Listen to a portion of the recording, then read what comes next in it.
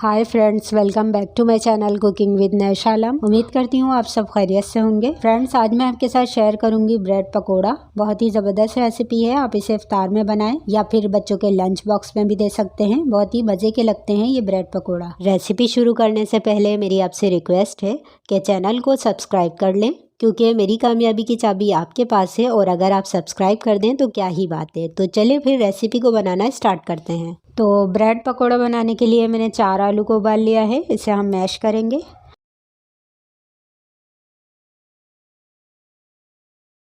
ये देखें, आलू को मैंने मैश कर लिया है।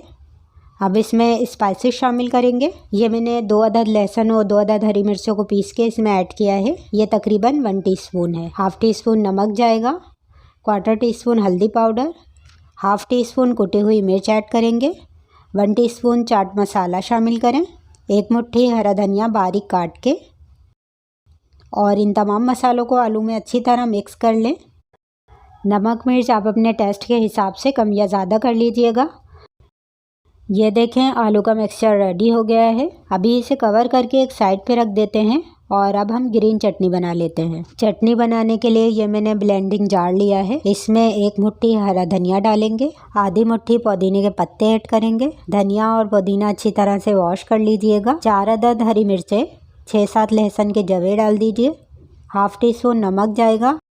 2 टेबल स्पून दही शामिल करेंगे। दही से इस चटनी का कलर बरकरार रहेगा, यानी अगर आप इसे फ्रिज में रख के भी यूज़ करेंगे तो ये ब्लैक नहीं होगी, ये अपने ओरिजिनल ग्रीन कलर की ही रहेगी। और अब इसे ब्लेंड कर लेते हैं। ये देखें, चटनी का मैंने स्मूथ पेस्ट बना लिया है। इसे एक बाउल में ट्रांसफ़र कर लेंगे और अब चलते हैं नेक्स्ट स्टेप की तरफ। यहाँ मैंने एक बाउल लिया है। इसमें डालेंगे 1 कप बेसन। बेसन को मैंने पहले ही छान लिया है। अब इसमें स्पाइसेस ऐड करेंगे। हाफ टी स्पून नमक, 1/4 टीस्पून हल्दी पाउडर ऐड करेंगे, 1/4 टीस्पून लाल मिर्च पाउडर और 2 चुटकी इसमें मीठा सोडा ऐड करेंगे। 1 टेबल स्पून ऑयल डाल के इसे मिक्स कर लें। अब ये मैंने आधा कप पानी लिया है। थोड़ा थोड़ा पानी इसमें शामिल करेंगे और इसका घोल तैयार करेंगे। इसको अच्छी तरह से फेंट लें। अभी ये गाढ़ा है। अच्छा, इसमें आधा कप से 2-3 टेबल स्पून ऊपर पानी गया है। देखें, इसकी कंसिस्टेंसी इस तरह की है। अभी इसे कवर करके एक साइड पे रख देते हैं और यहाँ मैंने ब्रेड के स्लाइसेस लिए हैं। इस पे हम टमाटो केचप लगाएंगे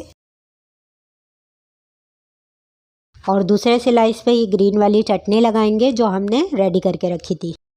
और अगर आप बच्चों के लिए बना रहे हैं तो दोनों स्लाइसेस पे केचप लगा दें। और अब इसके ऊपर हम आलू का मिक्सचर रखेंगे। अच्छी तरह से रख के स्प्रेड कर दें और फिर केचप वाला स्लाइस इसके ऊपर रख के हल्का सा प्रेस कर दें। ये देखें, ये ब्रेड हमारा रेडी है। अब जो हमने बेसन का घोल बनाया था इसमें डिप करेंगे। इसे ज़्यादा देर डिप नहीं करिएगा, वरना ब्रेड जो है नरम होने लगेगी। बस दोनों साइड पे बेसन का घोल लगाएंगे और एहतियात के साथ ऑयल में डाल के फ्राई करेंगे। ऑयल को मैंने मीडियम फ्लेम पे गरम कर लिया है और किसी चम्मच वगैरह से ऑयल इसके ऊपर डालें ताकि ये अच्छे से सेट हो जाए। एक साइड से ये पक चुका है। अब एहतियात से इसकी साइड चेंज करेंगे। मीडियम फ्लेम पे इसे पकने में 3 से 4 मिनट लगेंगे और ये फ्राई हो जाएंगे। अच्छे क्रिस्पी ये फ्राई होते हैं और सोडे की वजह से हल्के से फ्लफ़ी हो जाते हैं। ये फ्राई हो चुका है, इसे निकाल लेते हैं।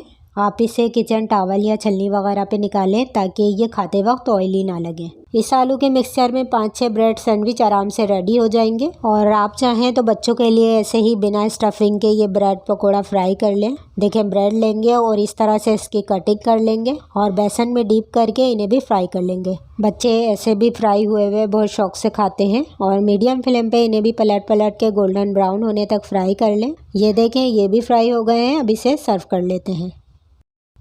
ये वाले मैं कटिंग कर लूँगी और इसमें जो केचप और चटनी अंदर ही मौजूद है, इससे ये खाने में बहुत ही चटपटे लगते हैं। और देखें, बहुत ही मज़ेदार हमारा ब्रेड पकोड़ा रेडी है। आप लोग भी इसे ज़रूर ट्राई कीजिएगा। और मुझे इजाज़त दें, हम फिर मिलेंगे नेक्स्ट वीडियो में एक और नई रेसिपी के साथ। अपना ख्याल रखिएगा। अल्लाह हाफिज़।